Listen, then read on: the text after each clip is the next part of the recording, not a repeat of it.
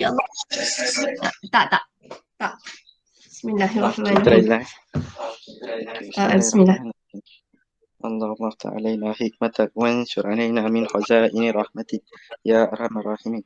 رب زدني علما وارزقني فهما. ربنا آتنا في الدنيا حسنة وفي الآخرة حسنة وقنا عذاب النار. وصلى الله على سيدنا محمد وعلى آله وصحبه وسلم والحمد لله رب العالمين. Amin. Alhamdulillah. Kejap saya cuba forward dekat WhatsApp. Ada ke yang tak alert ni? Sekejap saya cuba forward attendance kehadiran hari ni punya ni ke WhatsApp Copy. Umar pun tak masuk. Sikit ni kehadiran ni. Sekejap Okay. Alright. Sekejap one more time. Satu ambil gambar. Okay, tapi tak apa. Saya duk assume maybe line tengah tak cantik kan. Maksud saya kadang-kadang ada benda tu ke luar kawalan kita kan, which is line internet. So saya assume yang tak masuk ni, saya assume line internet tak cantik lah. Sikit ni kalau nak ikutkan, tapi malas lah saya nak ni. Sekejap Okay, so how many of you? Ada 13 orang je. Separuh pun tak sampai tau ni. Okay, now. Alright, so Bismillahirrahmanirrahim. Okay, right. So biodiversity, kalau dalam buku teks awak, kita nak cerita masih lagi dalam buku teks. Okay, buku teks kita adalah pada muka surat. Cerita tajuk ni adalah pada muka surat 144. So hari ni kita nak cerita pasal yang ini pada buku teks awak adalah muka surat 144 hingga muka surat hari ni kita nak habiskan hingga muka surat 152. Okay. 152. So taksonomi pengkelasan. So dalam tajuk pengkelasan dan penamaan, kita dah membincangkan mengenai taksonomi pengkelasan. So senang kata semua benda hidup ni kita pecahkan mengikut alam. So kita ada 6 alam. Lepas tu alam tu dipecahkan ikut filem. And then kita ada kelas, kita ada order, family, genus dan juga species. So penamaan. So kalau lah untuk penamaan binomial linear ni, penamaannya kita gunakan adalah yang ni. Genus dan species. So genus kat depan, maksudnya kalau nama kita manusia kan Homo. Okay, sapiens. So garis. So ini kita panggil dia depan ni adalah dia punya apa? Depan ni apa? Genus ke species? Depan ni genus ke species? Depan ni genus ke species? Penamaan dia. Genus. Depan ni. Depan ni adalah genus, belakang adalah dia punya spesies. Okey, saya tambah sikit tau. Apakah yang dimasukkan sebagai spesies? Spesies ni adalah organisma, macam mana kita kategorikan dia, awak, kita semua adalah spesies yang sama. Spesies ni dia kalau kita biarkan dia senang kata kalau kita kahwinkan dia, okey, dia boleh menghasilkan anak. So senang kata, awak tak boleh senang cakap kita monyet boleh kahwin dengan orang hutan. Kalau dia bukan spesies yang sama, dia tak boleh menghasilkan anak. So spesies ni adalah organisma, kalau kita kahwinkan dia boleh menghasilkan anak. So kita kata kita adalah spesies. Okay, so itu beza spesies dan juga genus. Okay, now so penamaan, so sistem penamaan binomial, kita mengikut penamaan saintifik which is genus kat depan, belakang ni adalah dia punya spesies. So hari ni kita nak cerita pasal kekuci dikotomi. Okay, sebelum tu saya nak pecah dia sampai ke sini. Ini. Apakah yang dimasukkan sebagai eukaryote dengan prokaryote? So di sini hierarki, kalau lah awak nampak kat sini, sebelum alam, di sini kita ada satu yang paling besar which is kita panggil dia adalah sebagai domain. Okay, so domain ni sebenarnya kita boleh pecahkan domain kepada 3. Satu adalah, saya sonteng hari tu, ini dia tak bagi tau. Satu adalah archaea.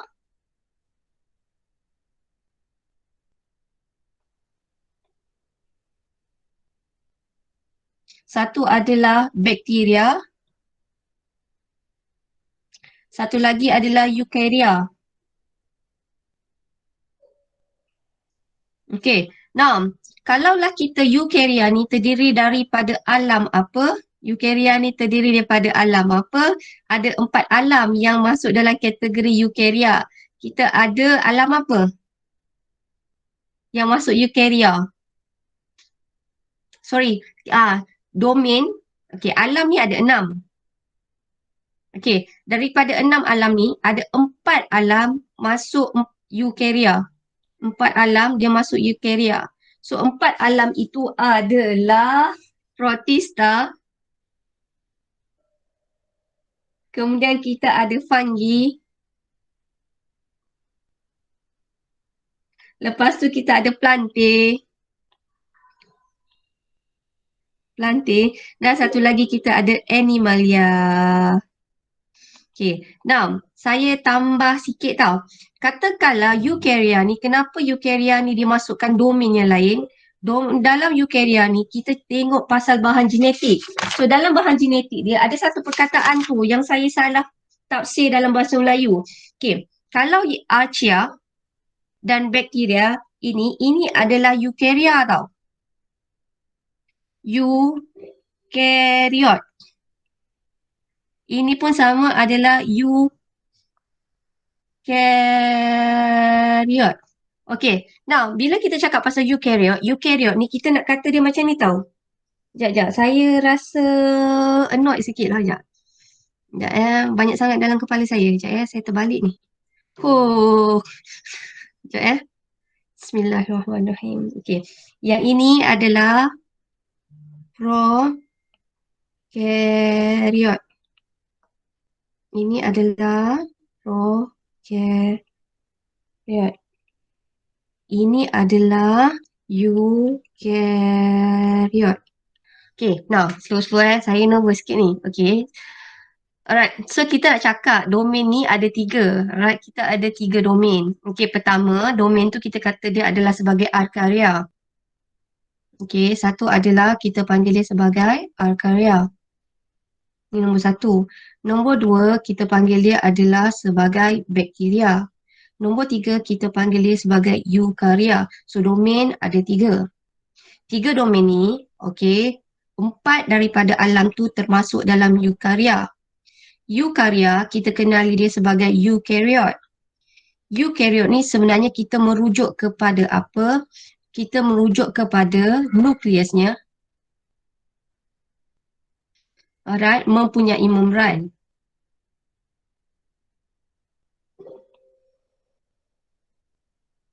Dan senang kata, bahan genetik ada dalam nukleus. So far boleh faham tak kat sini? Saya cerita satu je. Kita manusia, kita masuk dalam kategori eukaryot. Manusia, alam kita adalah animalia. Dan kita adalah domain apa? Manusia, domain kita adalah apa? Domain kita adalah sebagai eukarya. Nah, kenapa kita masuk dalam eukarya? Sebab kita adalah organisma eukaryot. Apakah yang dimasukkan sebagai eukaryot? Yang ni saya nak betulkan lagi sekali. Awak bayangkan, awak tengok gambar saya tau. Awak bayangkan ini sel. Tengok saya tau. Tengok gambar saya tau. Ini sel. Satu ni, ini adalah nukleus. So awak nak bayangkan, kalau kita kata dia sebagai eukarya, domain eukarya adalah untuk organisma eukaryot. Domain eukarya. Okay?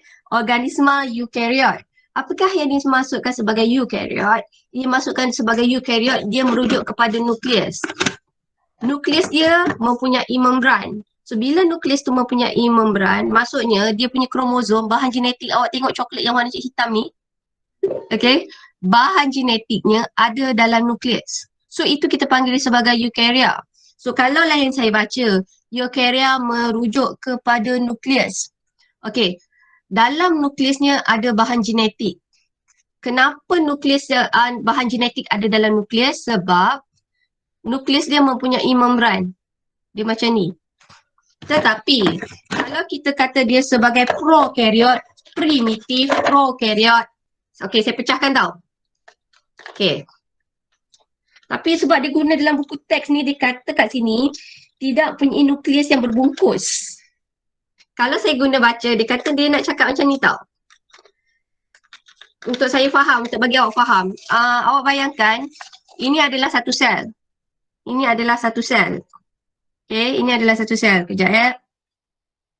Awak tengok saya je dulu. Tengok saya dulu eh.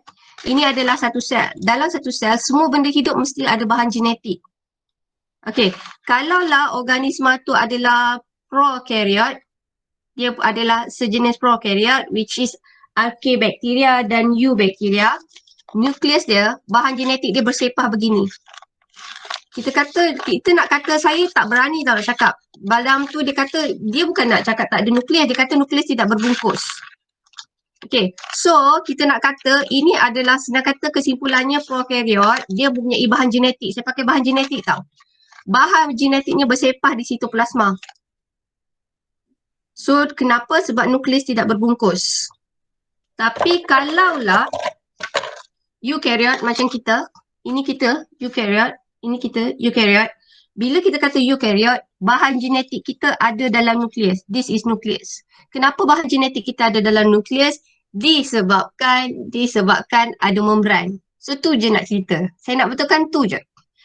Kalau kita kata sebagai prokaryote, nukleusnya, senang kata bahan genetiknya bersepah. Nukleusnya tidak mempunyai membran. Tapi kalau eukaryote, bahan genetiknya ada dalam nukleus, which is nukleus dia mempunyai membran. So, saya ulang lagi sekali, alam ada 6. So, 6 alam, apakah alam yang kita kategorikan sebagai domain eukarya? Apakah alam yang kita kategorikan sebagai domain eukarya? Yes, eukaryote. Alam ada 6 tau. Alam ada 6. Yes, alam ada 6. Yes, protista, fungi, plantae, animalia. Okay. Now, macam ni tau. Kalau dalam buku teks awak, dia tak cerita domain tu ada berapa. Tapi saya tak faham kenapa tiba-tiba dia hanya cakap surface tau. Dia tak cakap domain tu apa. So kita nak kata kat sini, domain ni sebenarnya dia merujuk kepada bahan genetik. Okay, so domain ni kita pecahkan kepada 3. Ni tak ada dalam buku teks tau. Saya baca tau. So domain ni kita ada 3. Satu domain yang pertama adalah archaea.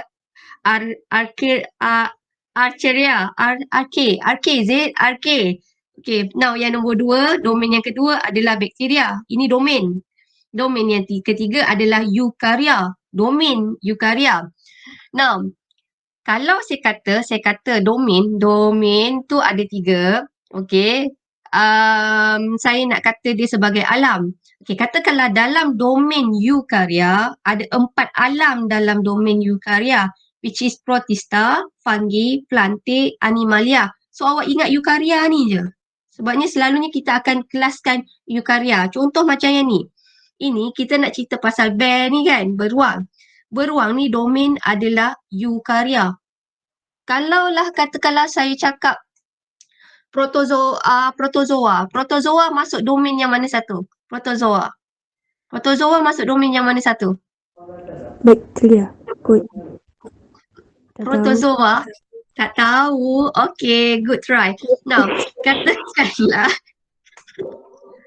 okay, tajuk ni memang pening. Saya sejuk tangan ni tau. Now, kita cakap domain ada 3. So, awak ingat kita ada 6 alam. 4 alam yang paling utama semua eukarya. Semua 4 alam adalah eukarya. So, maksudnya kalaulah awak tengok daripada sini, kalaulah ini plantae, alam dia adalah plantae, domain dia tetap eukarya. Kalaulah dia animalia, domain dia tetap eukarya. So, eukarya ni untuk 4 jenis alam. Iaitu kita ada protista. Protista ni termasuk protozoa. Kemudian kita ada fungi. Dan satu lagi kita ada plantae dan last sekali plantae. Dan last sekali kita ada animalia. Domain yang pelik, bakteria je. Senang kata kalau dia bakteria, domain dia adalah bakteria. So yang ni tak payah ingat lah. Awak ingat ni je lah. Senang kata hari ni kita belajar macam ni je tau. Kita ingat domain untuk 4-4 alam. which is Animalia, Protista, Fungi dan Plantae. Domainnya adalah Eukarya. Is it okay? Boleh tak kita fixkan kat situ je? Awak belajar dekat U 4 bulan tau. 1 sem tau benda ni. Okay, so sebab tu saya nak cuba, kita tak nak cek titik tengah antara tak nak terlampau sikit sampai tak faham, surface, tak nak terlampau banyak sampai dia terlampau deep. Okay, tapi awak kena tahu domain ada 3 dan semua kita ni, benda hidup ni semua ni, kebanyakan benda hidup kita masuk domain eukarya. Tu je awak kena ingat. Okay, lepas tu saya ulang lagi sekali, bawah domain tu kita pecahkan, kita ada berapa alam? Alam kita ada berapa? Alam kita ada berapa? Yes, alam kita ada 6. Tapi saya pilih satu alam je. Saya suka alam Animalia sebab kita, manusia kita adalah Animalia. Okay, so saya pecahkan dia jadi macam ni. Ini yang saya belajar dulu dekat U tau. Tapi saya belajar semua alam. Okay, so saya ambil satu alam je. Korang tak payah tahu banyak alam. Sebab saya fikir kalau saya bacakan awak macam ni kan, awak tak faham pun apa benda ni kan. So senang kata kita nak cerita macam ni tau. Makinlah dia spesifik ke arah spesies, kita nak kata dia punya ciri genetik, persamaan antara genetik dia semakin dekat atau semakin jauh. Maksudnya pergerakan dia adalah daripada alam pergi ke spesies. Dia punya perkaitan antara genetik dia makin rapat atau makin jauh. Ni kan, saya ambil ini. Makin rapat, yes, dia akan jadi makin rapat. Senang kata macam ni, kita dengan pokok persamaannya hanya satu je. Kita dengan pokok persamaan kita dari segi domain saja. Apakah persamaan kita dengan pokok? Persamaan kita dengan pokok adalah kita daripada domain yang sama, iaitu adalah eukarya. Tapi kalau kita kata apakah persamaan kita dengan bear ni, dengan beruang ni, persamaan kita dari segi genetik kita lebih banyak. Kenapa? Apakah persamaan manusia dengan bear ni, beruang ni, kita adalah daripada domain yang sama, domain kita sama, alam kita sama, filem kita sama, kelas kita sama. So senang kata kita dengan beruang, kita sama daripada 4 stage tau. Domain kita sama, alam kita sama, filem kita sama, kelas kita sama. Order je kita dah start lain. So makin dia bergerak ke bawah, ni, makin dia bergerak ke bawah, kita punya perkaitan genetik kita makin rapat.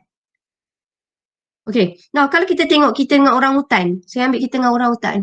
Dari kita dengan orang hutan, saya bagi awak satu soalan.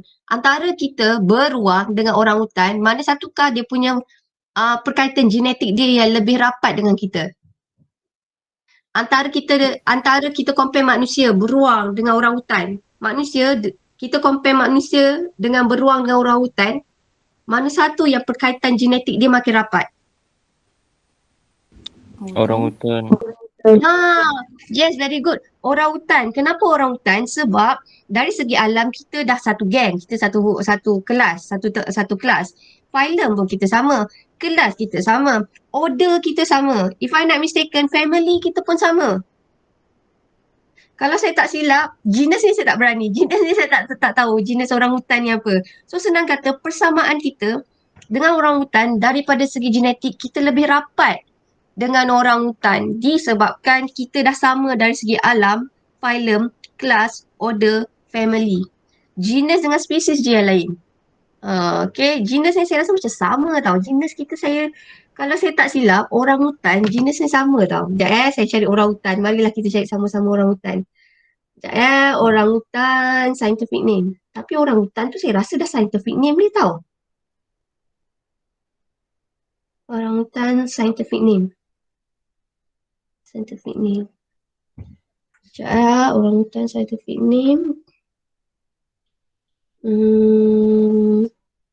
Sekejap. Orang hutan scientific name. Oh tak, yes. Kita punya ni tak sama. Maksudnya dari segi genus kita tak sama. Kalau orang hutan nama dia Pongo, orang hutan tau. Ni orang hutan punya penamaan saintifik tau. Pongo Pig Meius. So ini adalah nama saintifik untuk orang hutan. Orang hutan. Orangutan.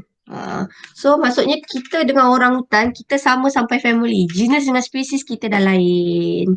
Okay, so ini adalah kita cerita pasal pengkelasan. So dalam pengkelasan ni, kesimpulannya dalam kenapa awak belajar pasal pengkelasan organisma ini adalah kita nak tahu makin dia bergerak daripada alam pergi ke bawah, ke spesies, persamaan genetiknya makin lama makin rapat. Tu je awak nak belajar. So senang kata dalam tingkatan 5, biologi tingkatan 5, ini je yang kita nak belajar. Tapi awak kena faham lah sikit-sikit on the surface. Nanti awak masuk U, awak akan belajar lagi detail daripada ni. Contoh tau, saya ambil satu contoh. Sebab saya belajar kan benda ni kat U. Kalau kita kata dia sebagai phylum dia Annelida, ini semua cacing. Kalau mollusca ni macam siput. Kalau kita kata phylum dia begitu. So basically korang tahulah. Yang tu nanti awak akan belajar kat you, which is saya tak nak detail. Tak nak tekan lebih detail. Okay, yang ni kita dah cerita ke belum? Kita dah buat soalan ni ke belum? Dah kan? Soalan ni kita dah buat ke belum? Belum. Belum Okay, now kalau lah untuk soalan ni, macam kucing, tak order dia adalah carnivora. Tengok tak? Dia macam dengan bear sama tau. Bear pun, beruang pun carnivora kan. So senang kata kucing ni, persamaan kucing dengan bear ni, dia punya genetik dia adalah dari segi alam, phylum, kelas dengan order dia adalah sama. Bila masuk family lain. Okay, family ni semua family kucing adalah Felidae. Kalau awak nampak family ni adalah Felidae adalah untuk semua kucing, semua yang macam kucing. So bagi saya contoh yang sama family dengan kucing ni apa? Harimau. Yes, very good. Harimau. Harimau. Musang ya ke? Citah. Betul sendiri. Cheetah, yes. Jaguar saya terima. Lion pun saya terima.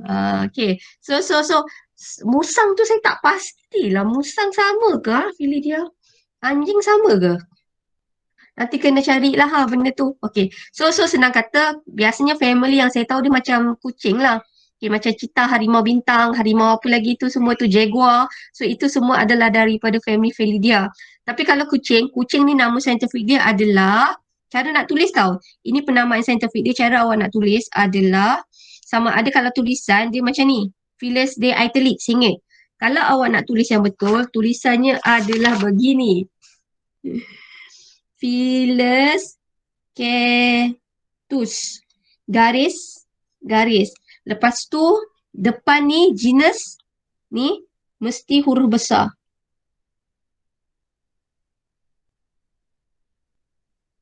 Yang ni tak payah.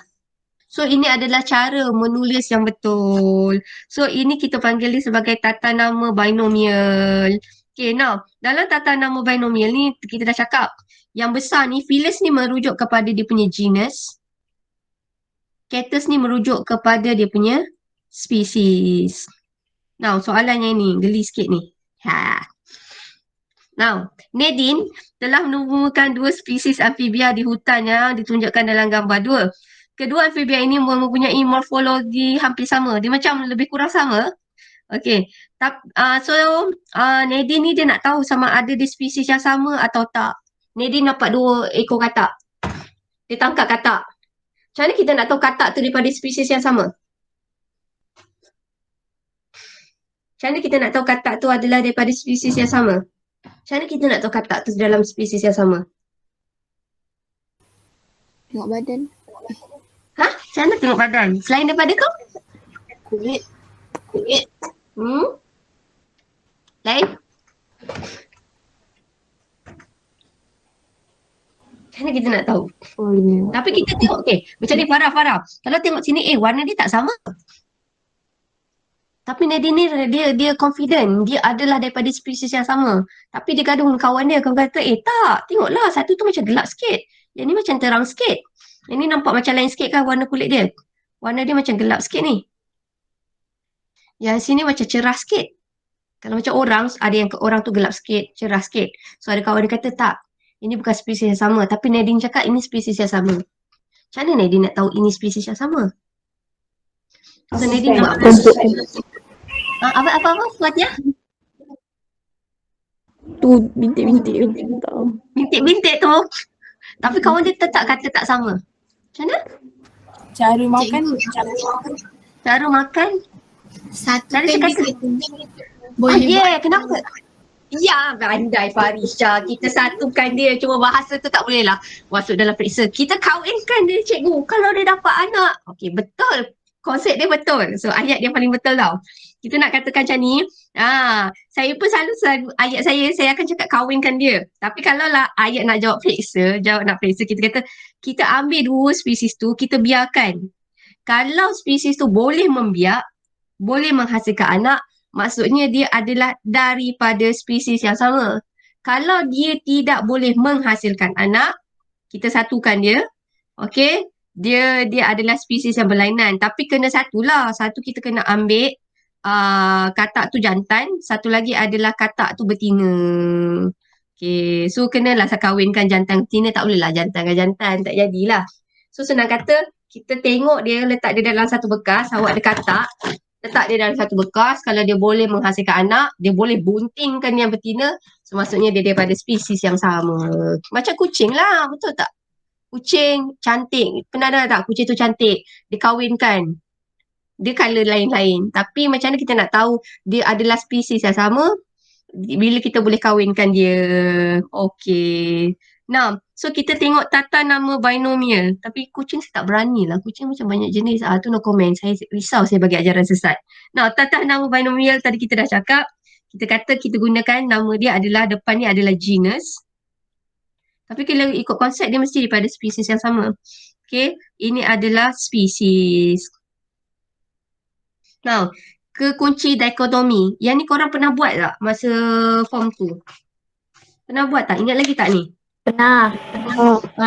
Okay, macam mana korang buat ni? Kita nak buat macam mana ni? Okay, katakanlah ini semua, apakah persamaan ini ni semua ni? Persamaan antara pokok pinus ni, rama-rama, semut, cacing, bunga raya, siput, laba-laba ni, apakah persamaannya? Apakah persamaan antara ni semua? Amin. Hidup. Yes, very good. So kita kata sebagai organisma hidup. Hidup. Saya lebih suka yang ini tau. Dia kata ada dua cara tau, hidup. Pertama, lepas tu kita pecahkan dia. Kita pecahkan dia macam mana? Satu. Ini adalah ikut ciri dia. So kita nak pecahkan organisma hidup. Okey, ini semua persamaan organisma hidup. Lepas tu kita pecahkan. Kita nak bagi saintifik. Haiwan Kita nak pecahkan dia. Ya, haiwan. Satu lagi adalah tumbuhan. So, ini adalah ciri pertama yang kita bezakan. So, kita letak sini adalah 1A. Sini adalah ciri yang pertama kita bezakan. Ini adalah 1B. Lepas tu, haiwan ni kita pecah pula. Lagi. Kita habiskan A ni dulu. Haiwan ni kita nak pecah ikut apa? Kaki. Okay, so katakanlah awak pakai kaki. So, sini ada kaki. Sini tiada kaki. Okay. Now, ada kaki ni adalah perbezaan yang nombor 2 kita bezakan. So, saya ambil daripada saya punya mana? Ini saya punya left tau. Left saya semua letak A. So, sini adalah ciri kedua yang kita bezakan. Sini adalah 2A. Sini adalah 2B. Okay. Now, kita tengok yang ada kaki ni. Yang ada kaki ni. Okay. Alright. Kita pisahkan dia. Nak ada berapa kaki? Lebih dari 2. Yes, kita ada lebih dari 2. Lebih dari 2. 2 kaki. Sini adalah lebih daripada 2 kaki. Sini dia kata lebih daripada 2 kaki. Ada 2 kaki je. Ni laba-laba tau. Pasang tau. Pasang. 1, 2, 3, 4. 1, 2, 3, 4. So, kita kata dia ini berapa kaki ni? Ni 6 kaki. Ini 6. Ini saya rasa laba-laba ni berapa? 8 kan? 8 kan? 8 kan? Depan So, tu kita kan kata kat sini, ini adalah, saya tulis sini, saya conteng lagi sekali tau. Adam. Oh, depan tu sesungut dia. Tapi laba-laba ni dia bukan masuk kategori serangga tau. Tak tahu. Tak tahu, okey. Tak. saya teringat ni sebab saya ada buat satu assignment pasal laba-laba. Laba-laba dia lain, dia bukan serangga, dia kategori apa lah. Tu yang saya cakap, saya study benda ni kan. Pening sikit. Tapi dia bukan. Okay, so saya ambil kat sini tau. Saya terus potong lah. Ambil sinilah, senang. Dah, settle. So kita pisahkan je. Sini adalah haiwan, sini adalah tumbuhan. Okay, now cara awak nak tulis kekunci dikotomi ada dua cara. Sama ada yang ini ataupun this one. Tapi saya rasa saya lagi suka yang ini. Sebab yang ni kita lagi nampak. Okay, so awak pecahkan dia. Haiwan mempunyai kaki, tidak mempunyai kaki. Now, settlekan yang A dulu. Di sini ada 3 pasang kaki. Sini lebih daripada 3 pasang kaki. So, yang ada 3 pasang kaki, sini adalah bersayap, rama-rama. Yang sini adalah semut. So, kesimpulannya daripada kekunci dikotomi, kita boleh cakap macam ni. Rama-rama adalah organisma bersayap, mempunyai 3 pasang kaki dan termasuk dalam kategori haiwan. So maksudnya rama-rama ni daripada bawah ni kita boleh baca apakah ciri-ciri dia. So ini yang kita panggil dia sebagai kekunci dikotomi. So kekunci dikotomi ni adalah satu ciri yang kita tengok untuk dari segi fizikal dia. So senang kata ini kita tengok dari segi fizikal dan dia lebih kepada ciri spesifik. So cara awak nak tulis kekunci dikotomi ada dua. Sama ada this one dan satu lagi adalah this one. Okay, tapi saya lagi suka yang ini.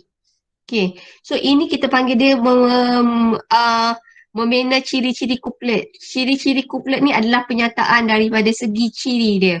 Okay, yang ni sebab korang dah belajar. Okay, jom kita buat yang ni lah. Kita try buat yang ni. Okay, now kita nak pecahkan dia. Ini apakah persamaan antara 6 organisma ni? Persamaan dia apa? Haiwan. Persamaan dia apa? Yes, okay, haiwan. Very good. So, lepas tu? Ada kaki, tak ada kaki? Apa lagi nak pisahkan? Ya, ada kaki. Ini tiada kaki. Okay, saya terus yang tiada kaki. Tiada kaki ni ada berapa? 2 kan?